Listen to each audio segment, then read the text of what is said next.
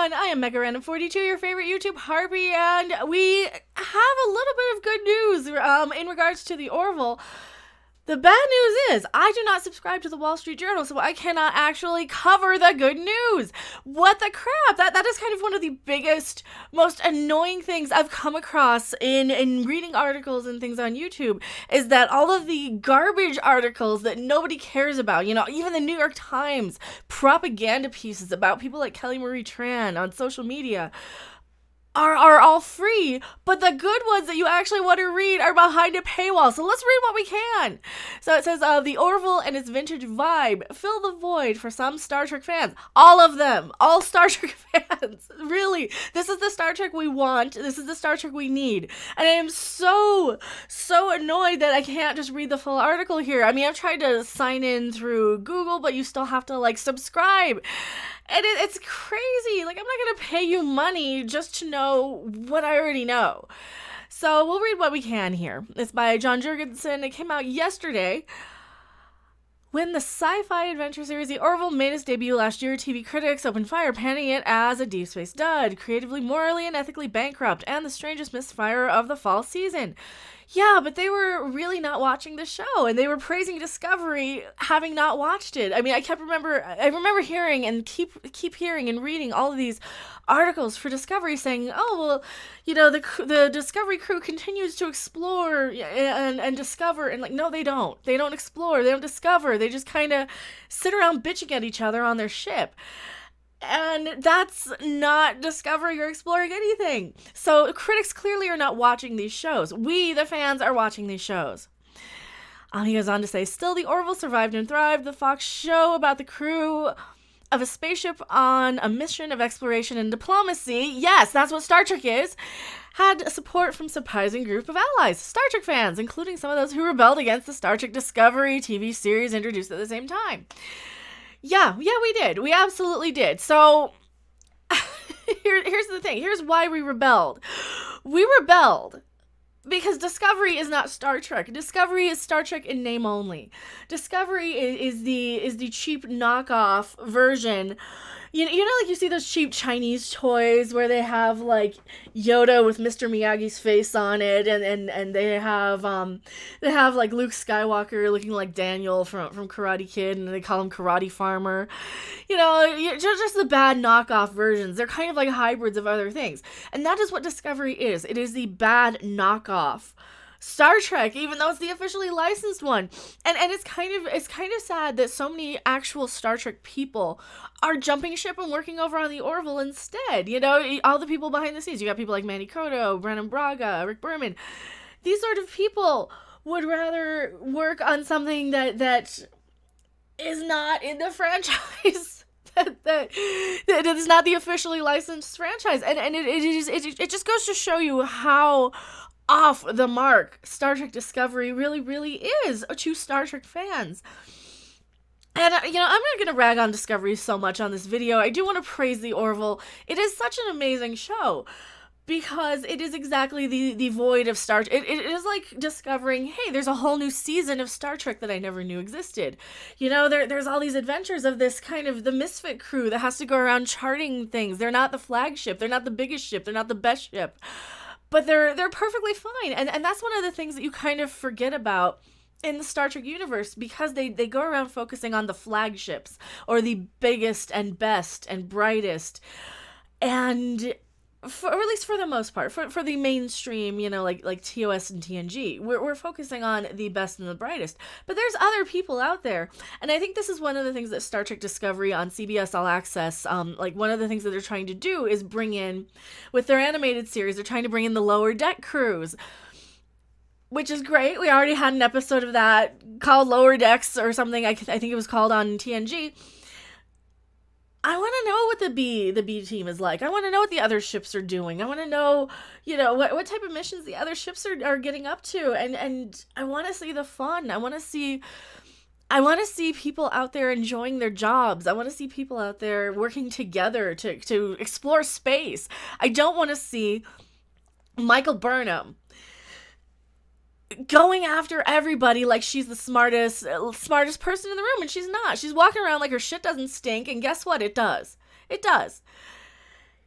She's walking around like she's a Vulcan and she's not, trying to do Vulcan things which she can't do, trying to do like the Vulcan neck pinch on people. You don't have the ability, you're not a Vulcan.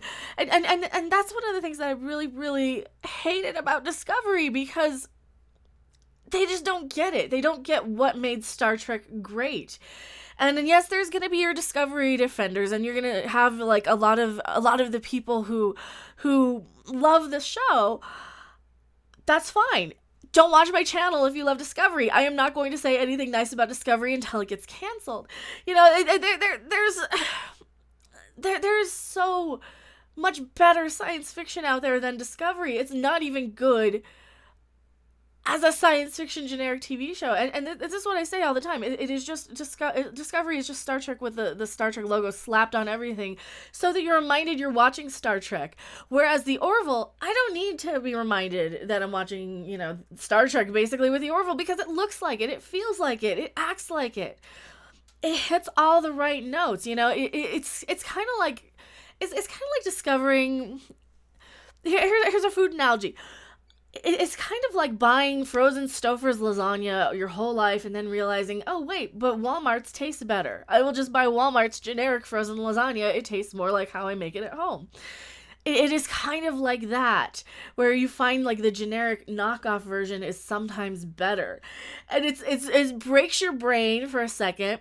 And you have to kind of assess, you know, and reorder, and like, okay, everything I knew was wrong. The name brand Star Trek is now terrible, but this other one's really, really good. There's nothing wrong with it. I like this one better because it tastes better and it feels better and it's more cleansing to my palate and it leaves me more satisfied. It doesn't piss me off. It doesn't insult me. It doesn't throw the fact that it's Star Trek in my face all the time, and I'm not paying a premium for it. It's just free on the air. It's on Fox. I can just watch the thing. I don't have to pay $10 a month to watch shit. And that's what I really need to stress, is that the Orville is free and available to everybody who has Fox. You can just like get one of those antennas and watch it. I think you can just log into your local Fox station on your phone and probably watch it. You can watch it on Hulu. And no, nobody's paying me a dime to say anything nice about the Orville, and they'll probably copyright claim me, or Wall Street Journal probably will. But I don't care. I really love the Orville, and I'm really looking forward to it. Are you guys looking forward to it? Do you think it's more Star Trek than Star Trek is lately? I know I think it's more Star Trek than Star Trek. And like I said, yes, it is filling the void that Star Trek Discovery is not. I mean, there's a void that, you know, yeah, I would have liked to have new Star Trek. Of course I would have liked to have new Star Trek. I'm a lifelong Trekkie. I grew up with the franchise. I go back to the 80s with Star Trek. I love Star Trek. And to me, it really died after Enterprise went off the air, because the JJ movies aren't Star Trek to me. They're a cute knockoff of Star Trek with the, you know, Star Trek in name only. They're just the reference points to Star Trek. It's like watching an episode of Big Bang Theory. You really get all the Star Trek notes without actually any of the Star Trek substance. You know, you get the references, you get the name drops, you get the lines of dialogue, you get the, hey, remember the Kobayashi Maru? I remember.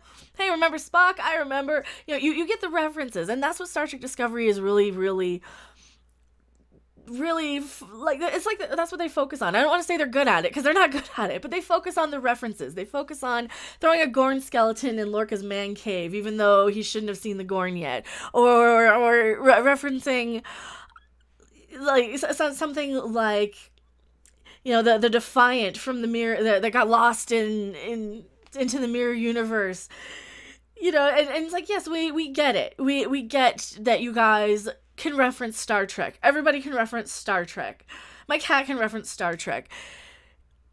It's not the spirit of the show, though. The references and the talking points are not what the spirit of the show is, and that is why the Orville is so much better, and that is why Seth MacFarlane has my vote for best new Star Trek series.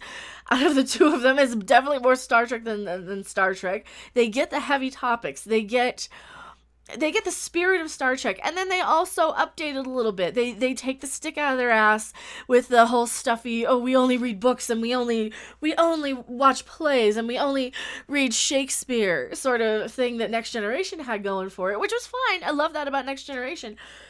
But the Orville has, like, journey karaoke nights, and then they watch movies, and they have some levity, and even Enterprise was bringing in movie nights, you know. What do you guys think? Are you guys super excited for the Orville? I cannot wait for the Orville. Let me know what you think in the comment section below. I am MechaRandom42. I will see you guys on the next video or live stream. Actually, this will probably go up after my live stream or before. I don't know. But I'll see you guys later. Bye!